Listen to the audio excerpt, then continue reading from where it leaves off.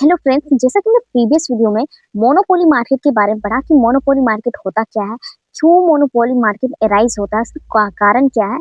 और आज हम पढ़ेंगे कि मोनोपोली मार्केट के अंदर यानी प्राइस एंड आउटपुट का डिटरमिनेशन मोनोपोली मार्केट के अंदर कैसे होता है। जैसा कि आपने परफेक्ट कंपटीशन की मार्केट की बात करें तो परफेक्ट कंपटीशन मार्केट में आपने क्या पढ़ा था।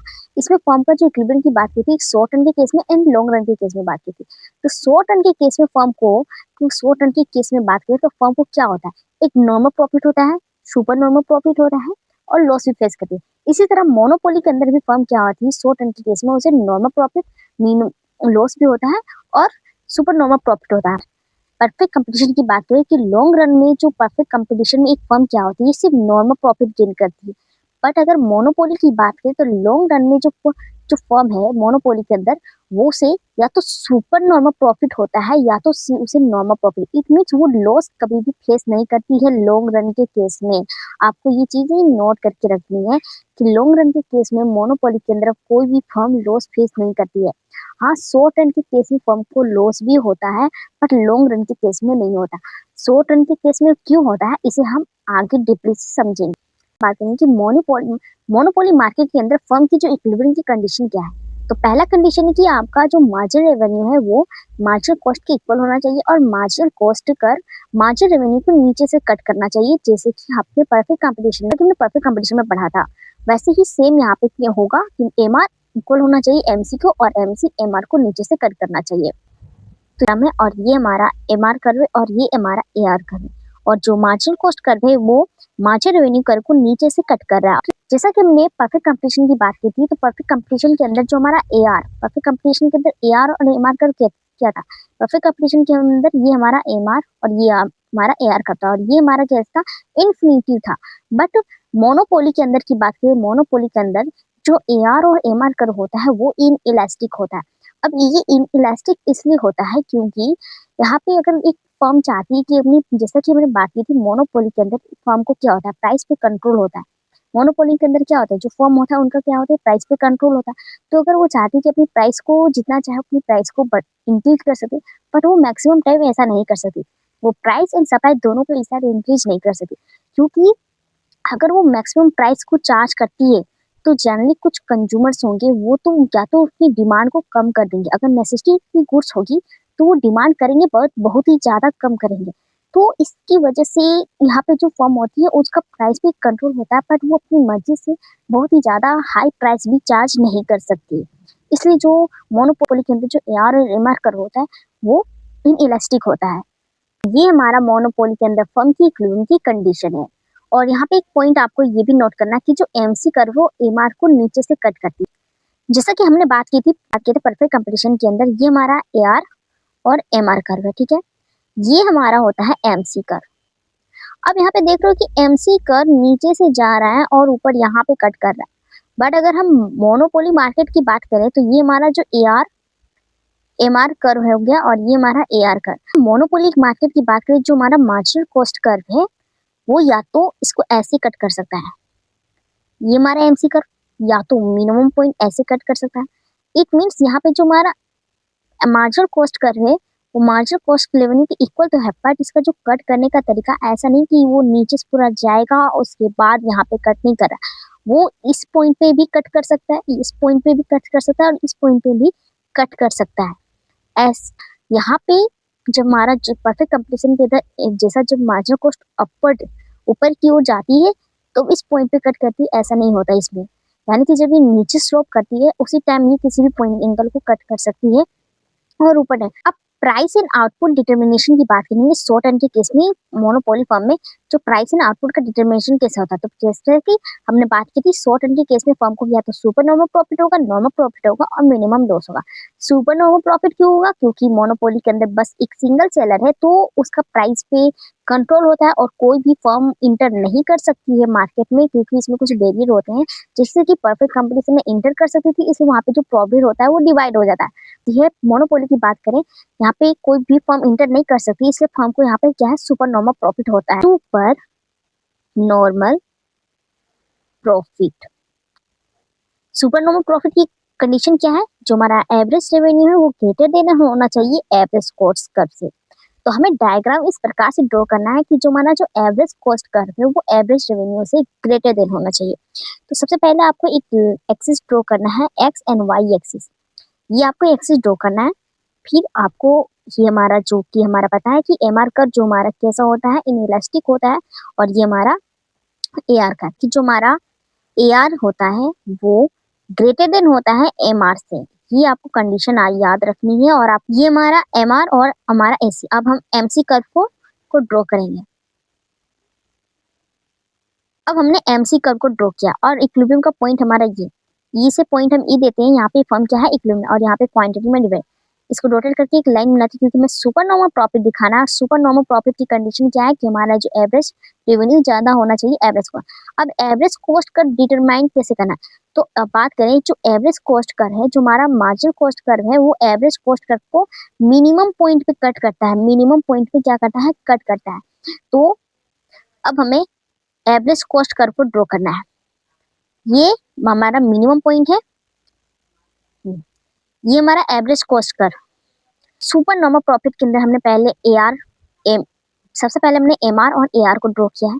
ये हमारा इक्विलिब्रियम का पॉइंट ई है जहाँ पे हमारा एमसी एआर को कट कर रही है। और हमने AC curve, average cost curve को डिनोट इस प्रकार से, एवरेज कॉस्ट कर्व को इस प्रकार से ड्रॉ किया है कि जो हमारा एमसी कर्व है एवरेज कॉस्ट कर्व को मिनिमम पॉइंट पे कट कर रही है, और वो भी नीचे से कट करना चाहिए, आपको याद रखना होगा। क्योंकि ये जो हमारा मार्जिनल कॉस्ट कर्व है वो ये हमारा एवरेज कॉस्ट कर्व हो गया, और मार्जिनल कॉस्ट को नीचे से कट करता है मिनिमम पॉइंट पे, आपको ये याद रखना है। तो जो हमारा एवरेज कॉस्ट कर्व है वो मार्जिनल कॉस्ट कर्व को क्या है, मिनिमम पॉइंट पे कट हो रहा है। और जहाँ पे एवरेज कॉस्ट कर्व हमारी जो आउटपुट लाइन है इसको टच करती है, और ये हमारा पॉइंट है, ये हमारा रेवेन्यू है। इसे हम पॉइंट टी देते हैं और इसे हम सी दे देते हैं, और ये हमारा प्राइस हो गया, ये हमारा टी देते हैं। और ये जो शेडेड एरिया हुआ ये हमारा सुपर नॉर्मल प्रॉफिट। तो यहाँ पे आपको डायग्राम यहाँ पे क्लियर दिख रहा होगा, हमने एक डायग्राम ड्रॉ किया है। ये हमारा एक्सेस एंड वाई एक्सेस है। ये मार्जिनल कॉस्ट का जो एमआर कोड यहाँ पे पॉइंट ई पे कट कर रही है। ये हमने एवरेज कॉस्ट कर इस प्रकार से ड्रॉ किया है कि जो एमसी उसका मिनिमम पॉइंट पे कट कर रही है। आप जब एमसी और एसी को ड्रॉ कीजिएगा तो आपको ध्यान से ड्रॉ करना होगा ताकि जो रिलेशनशिप है वो बना ही रहे। एसी का मिनिमम पॉइंट पे एमसी कट करता है, ये आपको याद रखना है। मैंने विदाउट स्केल के ड्रॉ की हूँ तो हो सकता है कुछ मिस्टेक भी हो, बट आपको ध्यान में रखना है।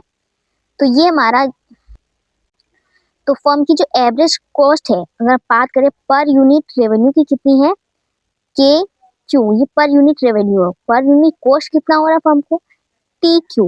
और प्रॉफिट कितना हो रहा है, के क्यू में माइनस के टी क्यू, इट्स मीन के टी। ये के टी फर्म को क्या हो रही है, एवरेज प्रॉफिट हो रहा है, it's mean per unit profit हो रहा है। अब टोटल रेवेन्यू की बात करें तो हमारा टोटल रेवेन्यू कितना हो रहा है फर्म को, ओ पी के क्यू, ये टोटल रेवेन्यू है। टोटल कॉस्ट कितना है, ओ सी टी क्यू, ओ सी टी क्यू। अब प्रॉफिट कितना हुआ, जब हम ओ पी के क्यू में ओ सी टी क्यू को मैनेज करेंगे तो ये हमारा सी पी टी के ये जो एरिया आएगा, शेडेड जो एरिया है, यही हमारा प्रॉफिट है। तो ये शेडेड एरिया है यही क्या है, सुपर नॉर्मल प्रॉफिट को शो कर रहा है। तो इसमें मोनोपोली के अंदर फर्म को क्या हो रही है, सुपर नॉर्मल प्रॉफिट। और हमने इस प्रकार से आपको इस इन करके दिखाई हूँ, तो इससे आपको कॉन्सेप्ट भी इजी में समझ आता है। और जब एग्जाम में आप एक्सप्लेन करोगे तो आप एक्सप्लेन भी इजी से कर सकोगे।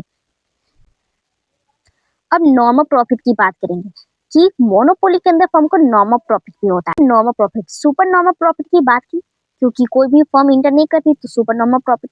अब फर्म को नॉर्मल भी प्रॉफिट होता है। अब नॉर्मल प्रॉफिट होने का डायग्राम क्या है, तो फर्म का नॉर्मल प्रॉफिट का कंडीशन क्या है कि हमारा जो नॉर्मल प्रॉफिट कब होगा, जब average revenue average cost curve के इक्वल होगा तो फर्म को क्या है, नॉर्मल प्रॉफिट होगा। अब इसका डायग्राम कैसे ड्रॉ होगा इसे समझते हैं। तो नॉर्मल प्रॉफिट, मोनोपोली के अंदर फर्म को क्या होता है, नॉर्मल प्रॉफिट। अब इसका तो नॉर्मल प्रॉफिट, फर्म को नॉर्मल प्रॉफिट होने की कंडीशन क्या है, एआर कर्व इक्वल होना चाहिए एसी कर्व के, एसी कर्व के। तो ये हमारी कंडीशन है। और ये कंडीशन कैसे सेटिस्फाई होगी, तो ये है हमारा एमआर कर्व, ये हमारा एआर कर्व, और ये हमारा एमसी कर्व। अब है नॉर्मल प्रॉफिट दिखाना है, तो यहाँ पे हमारा आउटपुट डिटरमाइन हो चुकी है, ये हमारा क्यू, जहाँ पे हमारा आउटपुट डिटरमाइन हो चुका है। तो हमारा आउटपुट डिटरमाइन हो चुकी है। अब हमें दिखाना है कि जो एवरेज कॉस्ट कर रहे हैं वो एवरेज रेवेन्यू के इक्वल होना चाहिए। अब यहाँ पे हमारा आउटपुट डिटरमाइन हो गया। अब हमें एवरेज कॉस्ट कर इस प्रकार से ड्रॉ करना है, इस पॉइंट को क्या टच करता हुआ, और एमसी कर्व है जो एवरेज रेवेन्यू को मिनिमम पॉइंट पे कट कर रहा है। एंड देन ये एसी कर्व, तो हमने क्या किया, हमने एसी कर्व को इस प्रकार से डिनोट किया है कि जो एआर को क्या है इक्वल होना चाहिए, और एमसी एआर को मिनिमम पॉइंट पे कट कर रही है। तो इस प्रकार से हमने, और ये हमारा पॉइंट देते हैं पी, और यहाँ पे हमारा प्राइस डिटरमाइन हो गया है पी, और ये हमारा ओ। तो हमारी जो कॉस्ट कितनी आ रही है टी क्यू, और रेवेन्यू भी कितनी है टी क्यू। अब टी क्यू में टी क्यू गया मैंने 0, तो हमको क्या हो रहा है नॉर्मल प्रॉफिट।